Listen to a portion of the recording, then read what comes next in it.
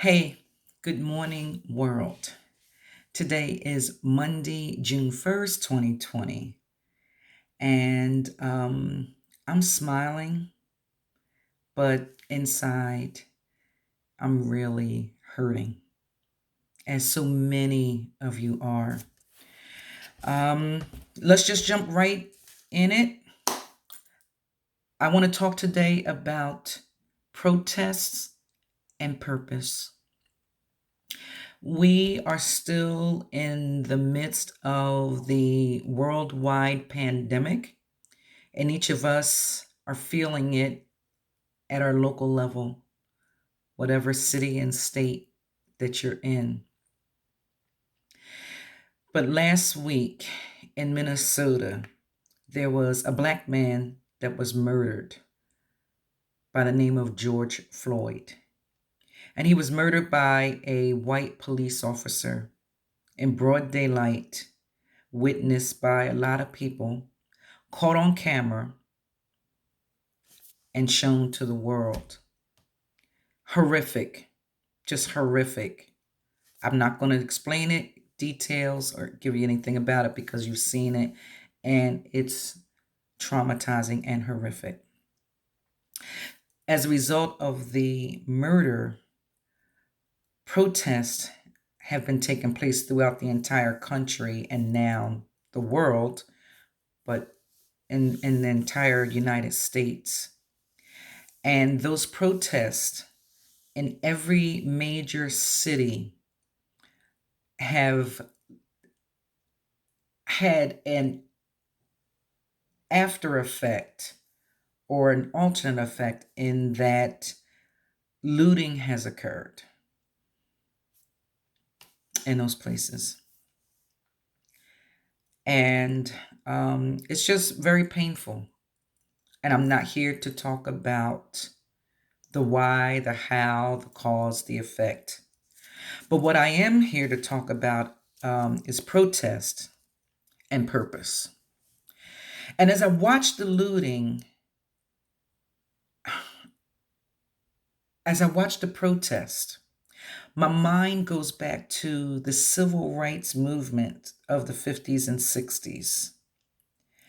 And we've all seen it, either movies on television, theater movies, history lessons.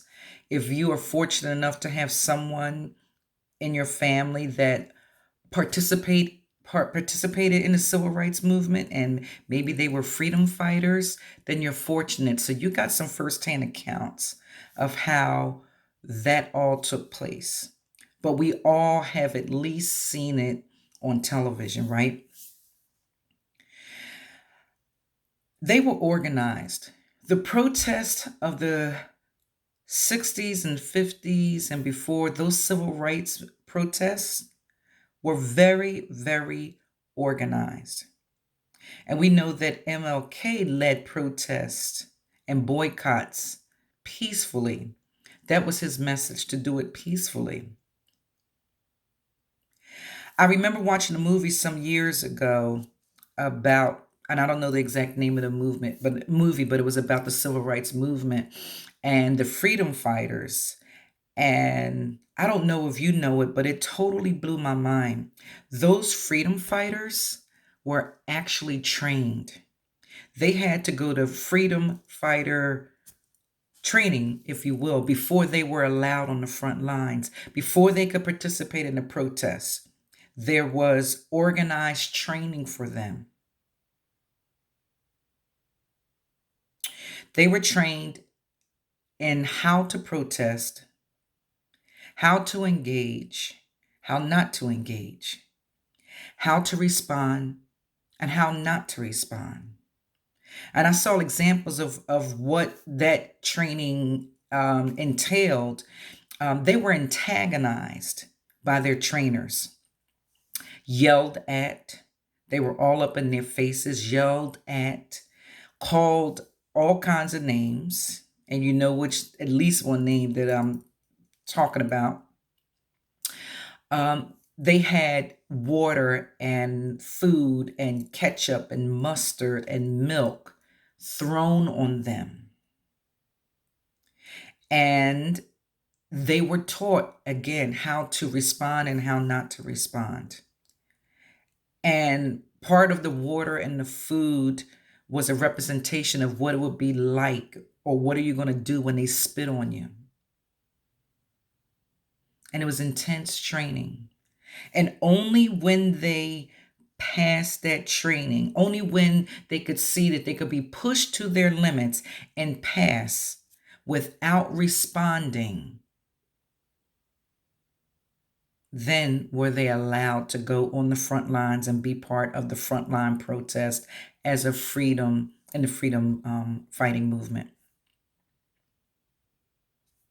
So I can't help but to think, and I said, wow, that's why it was so successful. That's why they had impact for change.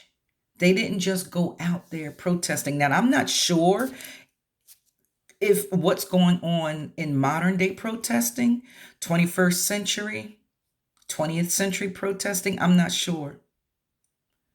I just know what I saw from the 60s civil rights movement that was very, and not firsthand. I saw a movie about it, but that they were very successful because they were trained. So then I asked myself, and I've been asking myself this for years, where are the current influential leaders? Where are they? Where today, where are the type of leaders that existed? And I can't go like way back because I was born in 1965. So that was the tail end of the civil rights movement. But where are those types of leaders that we saw in the 60s, the 70s, the 80s, not so much the 80s, going back the other way, I would say the 70s back,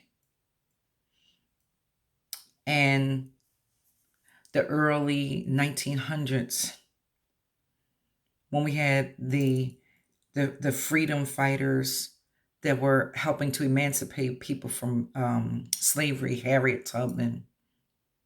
We're the leaders like Frederick Douglass. It baffles me. Where are the people? Who are the people that have that type of influence where they can bring hundreds and tens of hundreds and thousands of people, and they can influentially lead them for the greater good of the people and organize them strategically? Where are those people? Who are those people? I would like to suggest that I firmly believe that while God created one Martin Luther King and one Malcolm X, that there's a whole lot of other people that have those same type of qualities where they can do that same type of thing, and they have that as an example, right? I believe that there are more Angela Davises, there are more Cecil B. Moores, there are more Thurgood Marshalls, there are more Harriet Tubmans. In fact, one of my coworkers used to tease me and call me Harriet Tubman.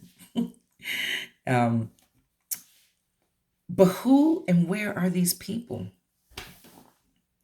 I don't know. I'd like to suggest that God has created each of us, every human being that He created for a purpose. And I would say, suppose God created you to be the next Martin Luther King. Because I just refuse to believe that great leaders don't exist now. Influential leaders don't exist now. I know they're out there, and I know there are people, current day people, that are doing something. But I want to see where they could collectively bring those masses of people together and get them on board for a united cause. What I also believe is that, yes, we're out there, and I'm including myself in it. We are out there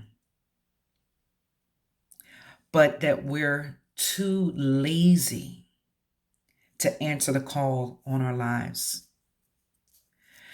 So why do I say that? Because when you answer the call on your life, when you pursue your purpose, it requires effort. It's not easy. It requires work. It requires effort. It requires going against the grain. It requires not thinking and acting like most of the people that are around you. It requires you to think outside the box and be okay to act outside the box. It requires you, especially, I guess a lot of it changed. This just came to me in the technology age because we have social media, we have cell phones, and all we do all day long is protest on social media and protest and talk about it within our own groups. But we're not getting out there, standing up, going out, doing anything about it. That just came to me. That wasn't part of my points that I had down here. The high technology, the electronic age, where things are just so easy that we're thumbing our way through with some words on an electronic platform, and we're not getting up and we're not going out and we're not making a difference. You know how they say, be about it, don't talk about it? That's what it requires of us. And that's why a lot of us are not pursuing our purpose, pursuing the call of God on our lives that very well could be the answer to the problems that are right there in the community. And even bigger than that, the answer to the problems in the country. Heck, the answer to the problems in the world. We all have something that we can give and do that will help and be part of the solution. So this is what I would ask. What is it that bothers you? What is it that makes you angry? What is it makes you sad? What is it that you think about constantly? What is it in the community that you know you have an answer to? What issue is out there? What problem is out there that you know that you have a skill set, that you have experience, that you could bring an answer to? Are you good at organizing people? Do you have technical skills? Are you good speaking to the young people? Are you a visionary? Only you can answer that. But what I'm asking you is, what is it that you're not willing or taking a step to be a part of the solution? What is it in your purpose and your calling that you know is there? You might not even know what it is, but you know it's something that drives you, something that you're passionate about. But you sit there and you think about it, or we get on social media and we're not engaging and actually getting up and doing something about it. More than likely, whatever that thing is connected to why God created you and what God wants you to do. See, God is very strategic and God is very intentional. He doesn't do anything haphazardly. So when He created you to be a solution in the world, in His world, because He knows that you're the one. You are the one that has the answer, the skills, the resources, the influence, the know-how, the abilities to do that thing. But we can't be lazy about it. Do you realize that if you do not step into your calling and your purpose, that there are lives that potentially have been and continue to be lost, hurt, in pain, even dying, because you haven't stepped up to your purpose?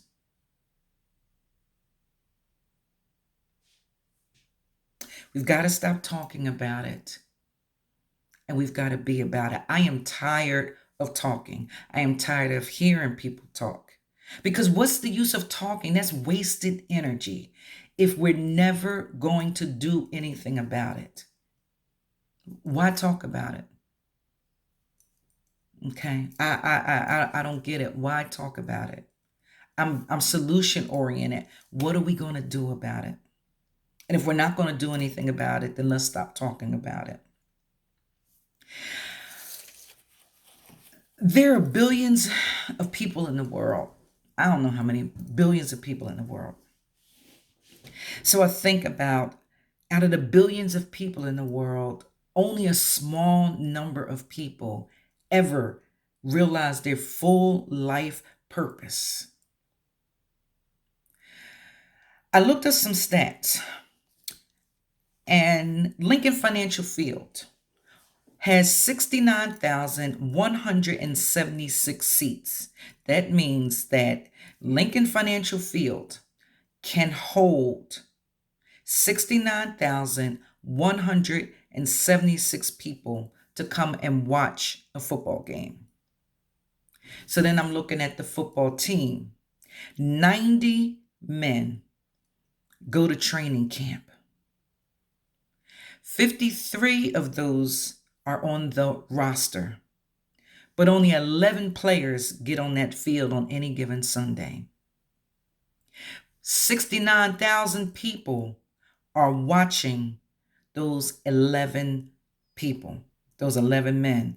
And even more than that, if we look at how many people are watching via television.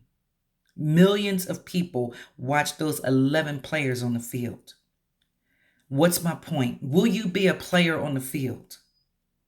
Don't be one of those millions of people that sit back and watch. Don't be a Monday morning quarterback. Don't be a commentator. Don't be one of the millions of people. Don't be one of the 90 that go to training camp. And don't be one of the 53 that's just on the roster. Be one of those 11 that is on the field, that's actively playing in the game. That's what God has called you to do. Now, ideally, all 69,000 of us would be playing, stepping into our calling and our purpose and doing that thing that God has created us to do on purpose, intentionally, strategically. Ideally, millions, if it's billions and billions of people in the world, ideally, millions of us would be doing it. But that's not happening. But my point is to you. Will you be one of the 11 players that's in the game, that's on the field? Will you courageously talk to God and ask him, God, why did you create me? And what is your purpose for me? And then I ask you, will you then courageously put in the work and put in the effort and begin to do your purpose?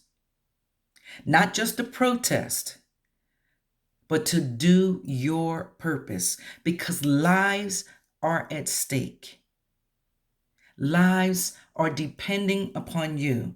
Communities are depending upon you. Young women, young men are depending upon us. The senior citizens are depending upon us. The underserved, the neglected, the marginalized people are depending on us. So much is at stake. So much is at stake. So much has been lost. And I'm just suggesting that you, me, individually, we are part of the solution. It's just a matter of, will we courageously step into our purpose? Everyone has a purpose. We all have different gifts. We all have different talents. We all contribute to the whole. Will you contribute? Will you be part of the solution? Will you be that influential leader within your circle of influence?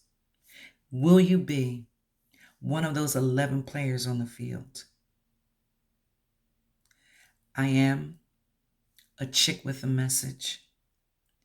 And it is my calling, it is my purpose, it is my passion to enlighten, to empower, and to encourage. And I speak out loud in the light to those things that we ponder, we think about, and even those things that we cry about in the dark. I aspire to inspire you. Please just do it. Do that thing that you know is within you. Do it intentionally, do it strategically, and live in your purpose. Thank you so much for listening. Please like, please share. Please share this video with your friends, family, whomever. Most of all, please live in and on purpose. Deuces.